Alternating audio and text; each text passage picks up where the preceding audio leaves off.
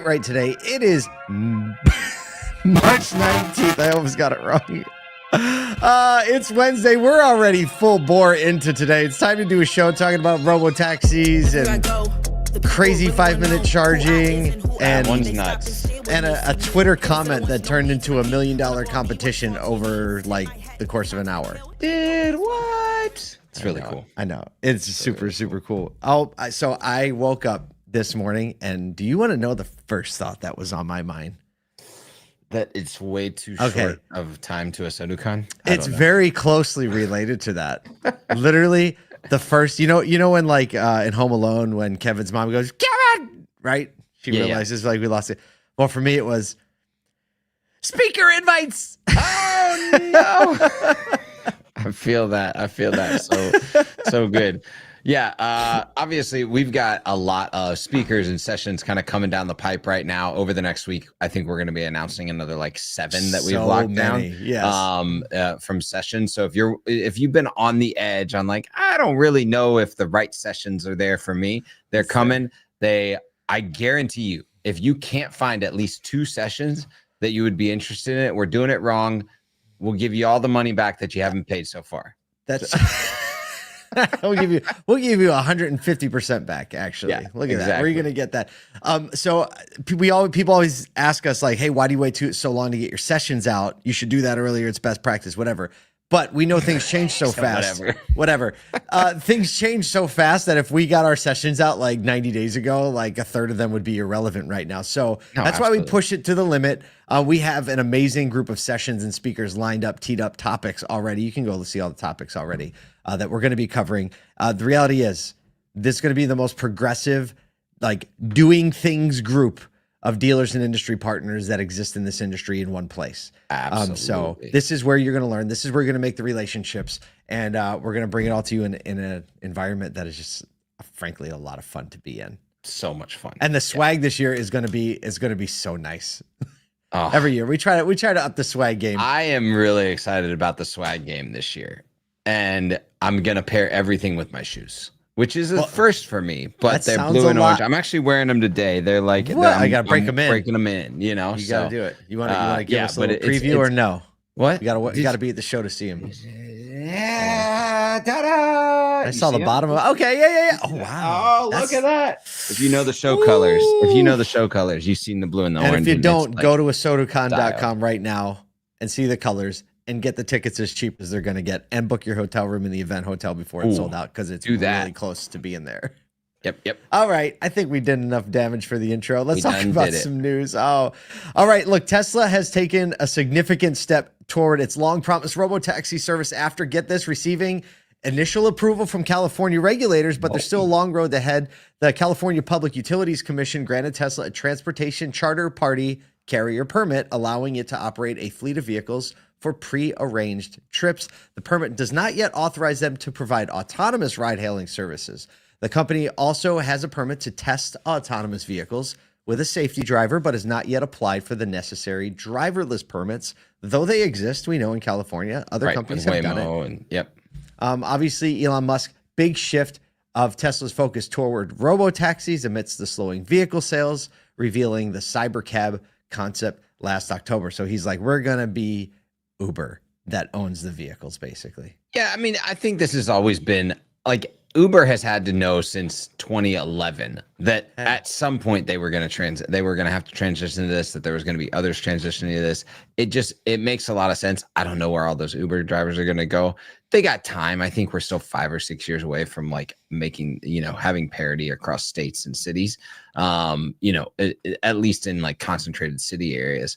The interesting one to me is, I don't know if you saw this earlier this week or late last week, there was a group that did a like Bugs Bunny trick where they basically like made a massive painting of... it was Mark Roper. It's YouTuber Mark Roper. He actually used to be a NASA engineer, believe it or not. Yes, exactly. So, and they did that, and all of the LiDAR equipped vehicles stopped before it.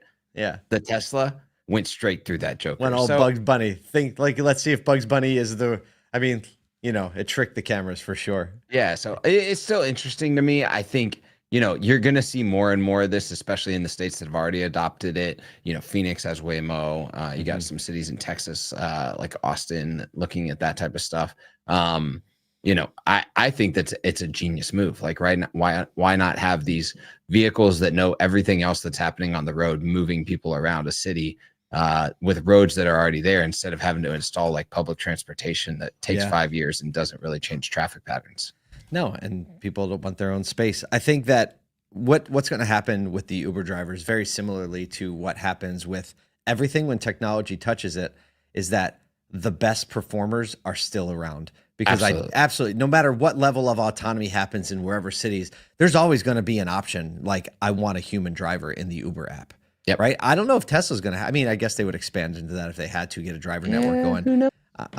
But it's hard to argue when you say, like, well, we have the vehicle manufacturing and the ability to constantly train these vehicles and make them better, and we also own the vertical where all the revenue flows through for just general ride-hailing services. I think that's one of the things that can get Tesla's stock back on track by just bringing these other sources of revenue in. And for whatever it's worth, earlier this week, Elon Musk, take it or leave it, said by the end of 2026 we are sending a spacecraft to Mars with the Optimus humanoid robot on board. Whoa. I don't know why you'd give them a head start into building the trap for the humans when the humans finally show up, but they're going to give it the head start. You're going to give it the head start, apparently. Speaking of a head start. Speaking of head starts, that is exactly right. That's a real segue. That was a real segue. Oh, it's my turn. It's like, who's reading?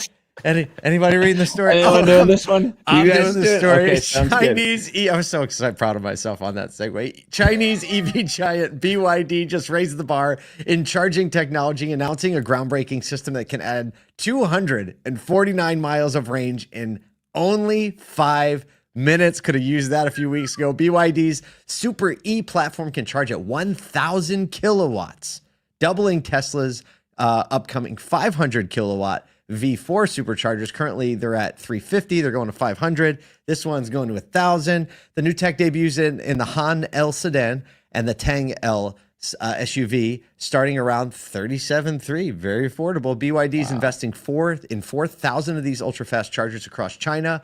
It's a big country, though.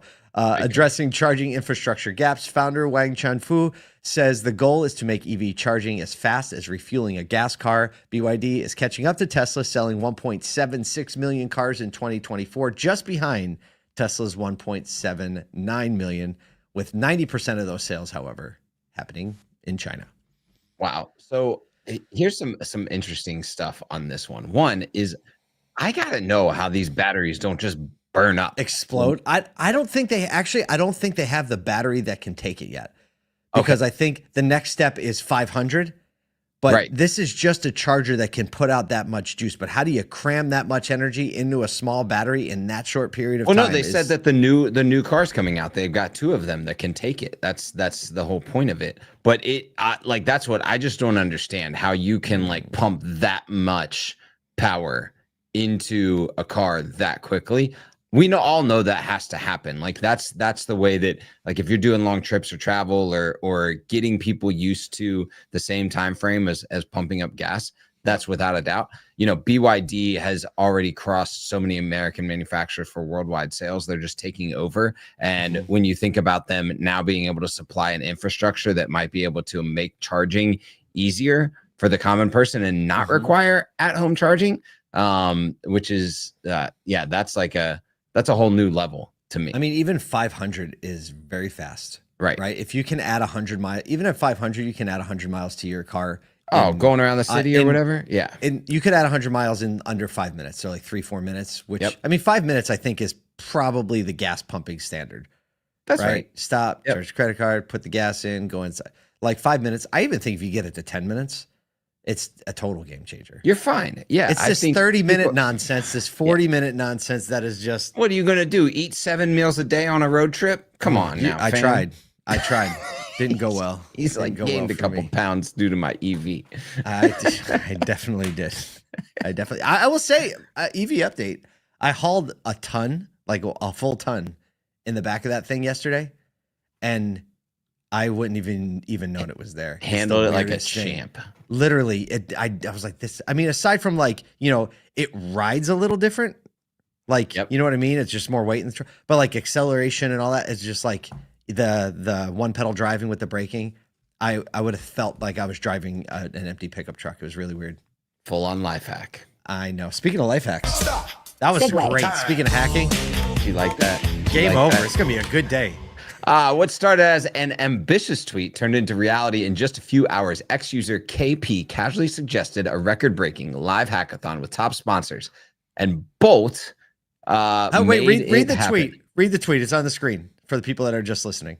Yeah, so the tweet says, if I was the CEO of Bolt or Lovable, which are kind of like new AI generation web platforms, I'd figure out a way to host the world's largest hackathon live and try to set a Guinness Book of World Record in the sheer number of new web apps built in a day by people around the globe. Imagine 100,000 builders shipping. Find a couple top sponsors like Anthropic or OpenAI, and bam, you have the marketing event of the year. And Bolt they just threw down. They immediately responded. they are going to fund it with $1 million for what could be the biggest hackathon ever. The first thing that they're going after is a website, and if you win, you get $3,000 for the best design just right off the bat.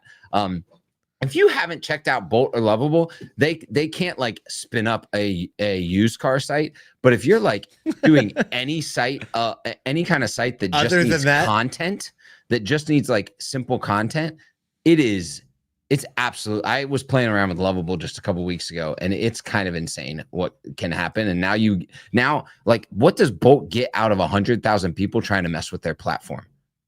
I mean, are you kidding me? The learning that you get out of that. I mean, we're talking about it too. I know. We love plays like this when somebody just steps up. I bet there are opportunities.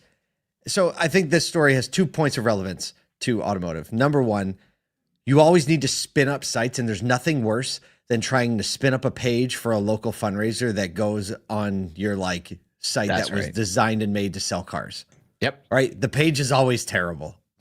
Maybe I can't say always, but I haven't seen a good one. I won't say it's impossible. 93.8% of the time. Yeah. So oftentimes it makes so much sense to just buy a separate domain, set up a site made to engage and communicate in a retail fashion or like a fundraising fashion. So good. They have a template. It'll practically write itself for you these days. So just do that. And I think that even simple tools, these tools, like you don't even have to be like tech savvy. One of your marketing people, even one of your like communication savvy salespeople could set it up and do it. So that's part one. Part two is I think there are opportunities like this in communities all over the place where somebody pitches an idea locally. Wouldn't it be nice if there was a mural on that? Wouldn't it be nice if we had this little thing? And dealerships just have a lot of resources, not just financial, people who are willing to help. You have facilities, you have vehicles, you can help move things around. It gets a lot of social traction when a company responds to an individual and says, let's do it, right? Yep. That kind of stuff makes news. And I think that you just have to be paying attention. If you don't know how to pay attention, just like go into Instagram and search your geography and see what people are posting and spend 5 minutes scrolling those. And I bet you find something that you can interject in a way that's going to get you PR, lock going to help you serve people. Exactly. Yep. There you go. That's the fun stuff, honestly. There we go. That's fun. So, all right. The world is crazy, man. The world is crazy. So it's fun to be able to talk about it every morning. Have a little fun, but mostly we want to encourage you to go out there, pay attention to the people, and the people will take care of the business. We will see you here tomorrow.